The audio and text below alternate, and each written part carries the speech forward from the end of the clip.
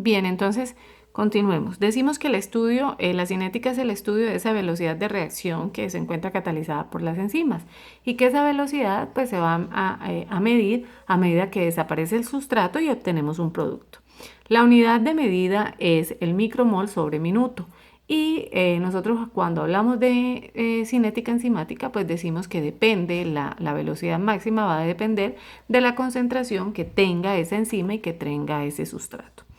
A lo largo de una reacción, pues si no se añade nada, obviamente se supone que la concentración de esa enzima se va a mantener constante siempre, ¿cierto? Y que la concentración del sustrato, la idea es que disminuya para poder transformarse en un producto.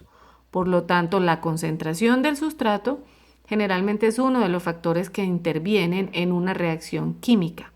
Pero también tenemos otros factores como el pH, la temperatura y algunos inhibidores que nos van a causar algún daño, alguna alteración en esa reacción. Si nosotros no añadimos un sustrato, por ejemplo, con una determinada cantidad de enzima y no vamos a añadir el sustrato, obviamente no se va a tener la formación del complejo enzima-sustrato y la medida que se va a formar pues aumenta, no va a aumentar, no va a ocurrir esa reacción química que nosotros de pronto estemos esperando. Pero por el contrario, si se tiene esa cantidad determinada de enzima y de sustrato, pues vamos a formar la concentración o el complejo de enzima-sustrato, ¿cierto? Que empiezan a disminuirse para poder obtener un producto o la cantidad de producto que nosotros necesitemos, pero sin nada de sustrato. Al final no vamos a encontrar nada de sustrato, sino solo el producto más la enzima. Y la enzima la vamos a encontrar en la misma cantidad que cuando comenzó la reacción. Entonces existen diferentes o varias etapas. Vamos a encontrar una etapa A, una etapa B y una etapa C en esas concentraciones de sustratos. En la etapa A va a predominar esa enzima libre. Al aumentar, empieza a aumentar el sustrato, ¿cierto? Aumenta con bastante velocidad de reacción y se empieza a formar complejos de enzima-sustrato. Por lo tanto, el sustrato empieza a disminuir. En la etapa B ya hay bastantes complejos de enzima-sustrato y también vamos a encontrar algunos de enzima-producto, pero de pronto queda algunas cantidades de enzima libre, ¿cierto? Que si yo agrego un poquito más de sustrato, pues aumenta esa velocidad de reacción y queda muy poca enzima libre. Y tenemos la etapa C, que es ya la velocidad máxima con que ocurre esa reacción, y en esta toda la enzima se combinó, ya está lista, ya se combinó y ya hubo esa concentración o ese complejo enzima, sustrato. Por lo tanto, la velocidad ya no va a aumentar más porque ya toda la enzima está ocupada con la concentración adecuada del sustrato para poder obtener ese producto.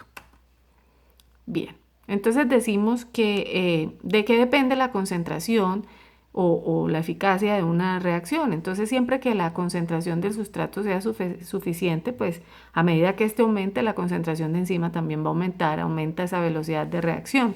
Y eso se debe a que cuando hay más enzima, pues más probabilidades habrá de que encontremos más sustrato y de que tengamos rápido el producto que nosotros necesitemos. La velocidad de reacción aumenta lentamente cuando la temperatura produce el incremento total de la energía cinética de esas moléculas, lo que favorece pues a que los choques entre ese sustrato, esa enzima, se encuentren y también favorece la inestabilidad de esos enlaces. Eso ocurre debido a la temperatura que favorece a que cambie y se produzcan algunos tipos de cambios en esa reacción y inestabilidad en los enlaces. Cuando nosotros tenemos determinadas temperaturas de una enzima y la aumentamos, esas temperaturas van a desnaturalizar y la velocidad va a disminuir rápidamente.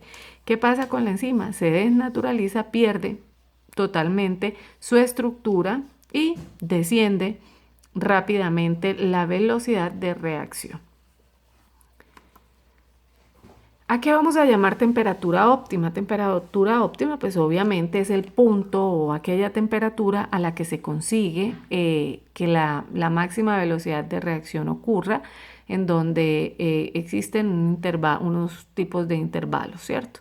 Tenemos acá una curva típica simétrica con un aumento lento de temperatura óptima. Acá llega a su temperatura, a su velocidad máxima, temperatura óptima, y es bajada a partir de esa temperatura.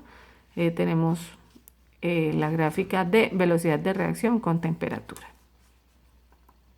El pH. ¿Qué pasa con el pH? El pH me modifica esa actividad enzimática. Para la mayoría de enzimas, pues la curva de pH velocidad pues es similar a la de la temperatura. Entonces, cuando hay un pH óptimo por encima o por debajo del cual pues la reacción se va a poner más despacio. Se debe a que pues obviamente el pH cuando está muy bajo o muy alto me desnaturaliza también esa enzima, y depende de cada una de las enzimas que nosotros estemos trabajando y el pH que cada una de ellas necesita. Entonces sí tenemos que tener en cuenta esos cambios de pH que provocan los cambios eléctricos de los aminoácidos que vamos a encontrar presentes en esas enzimas y disminuyen su eficacia a la unión con un sustrato. Cuando hablamos de activadores, entonces decimos que son sustancias que nos van a ayudar a activar esas enzimas, a que se modifique esa estructura del sitio activo, favoreciendo pues que se una o exista la unión o el acoplamiento de ese sustrato. Los activadores son variados. Pueden ser coenzimas o cofactores, e incluso podemos encontrar el propio sustrato de una reacción que cataliza esa enzima. Tenemos unos inhibidores, vamos a encontrar unos inhibidores enzimáticos como inhibidores reversibles e irreversibles. Cuando yo hablo de reversibles, hablo de tres tipos de inhibición: competitiva, no competitiva y acompetitiva.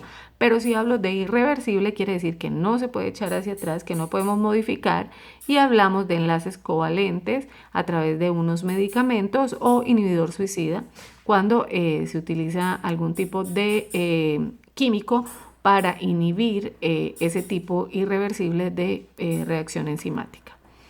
Los inhibidores, entonces decimos que generalmente son sustancias que nos van a disminuir o aumentar o anular, perdón, la actividad de esa enzima. Son variados, pueden ser incluso de productor final de una reacción metabólica, una ruta metabólica, y en ese caso nosotros lo llamamos retroinhibición o feedback. Pueden ser también sustancias similares a un sustrato que va a ocupar esa enzima y no deja que el sustrato se una a la enzima, por lo tanto no existe ese complejo unión enzima-sustrato. Ya lo dijimos, pueden ser de dos tipos: irreversibles o venenos metabólicos irreversibles.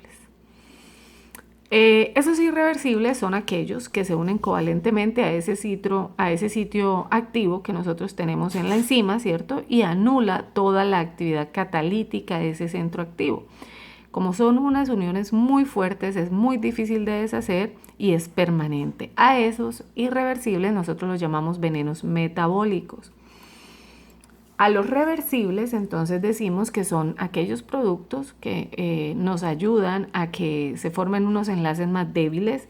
Esa unión de esa enzima, pues obviamente es temporal y la actividad enzimática se puede recuperar. La inhibición reversible pues puede ser competitiva o no competitiva. Entonces acá encontramos una unión reversible competitiva y no competitiva, donde encontramos un inhibidor que se va a ubicar en el sitio activo para que el sustrato no venga a unirse y a obtener un producto. Entonces, cuando hablamos de inhibición competitiva, entonces decimos que es una molécula que va a conformar ese espacio muy similar al del sustrato, que compite con ese sustrato para no dejarlo formar esa unión en el centro activo de la enzima, y que impide que ese sustrato se una y se transforme en un producto. Entonces acá vemos el sustrato y acá vemos la enzima con un centro activo. Normalmente se produciría pues o obtendríamos el producto.